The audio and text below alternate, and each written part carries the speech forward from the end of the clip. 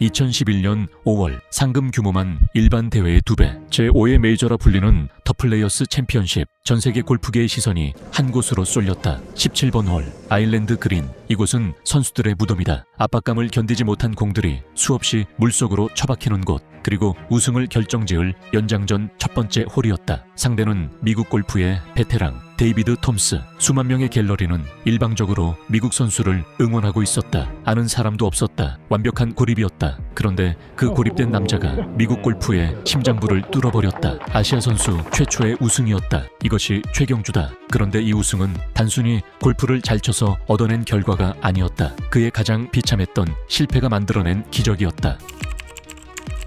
2000년 그가 처음 미국 무대에 섰을 때 PGA 투어에서 우승한 한국인 남자 선수는 단 한 명도 없었다. 그는 영어를 못했다. 식당에서 햄버거 하나를 주문하는 것조차 식은땀이 나는 고통이었다. 아무도 그를 알지 못했고 그 역시 아무도 알지 못했다. 가장 절망적인 건 서양의 괴물들 틈에서 어떻게 훈련해야 하는지, 어떻게 살아남아야 하는지 물어볼 선배도 참고할 선례도 없었다. 그는 세상에서 가장 외로운 이방인이었다. 살아남기 위해 그는 골프 선수가 아니라 역도 선수처럼 운동했다. 하체를 바위처럼 키워 탱크가 되었고 기어코 한국인 최초 우승이라는 역사를 썼다.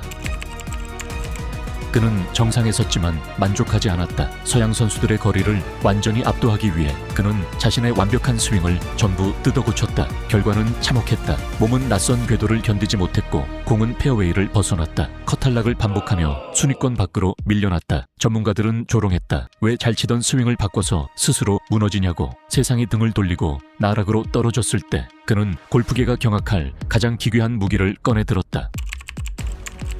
야구 방망이처럼 기형적으로 두꺼운 슈퍼 스트로크 퍼터 그립. 어떤 프로도 쓰지 않던 기괴한 물건이었다. 우스꽝스러웠다. 동료 선수들은 대놓고 비웃었다. 하지만 그는 남들의 시선 따위는 신경 쓰지 않았다. 살아남는 것이 먼저였다. 그에게 골프는 멋을 부리는 스포츠가 아니라 밥줄이 걸린 처절한 생존이었기 때문이다.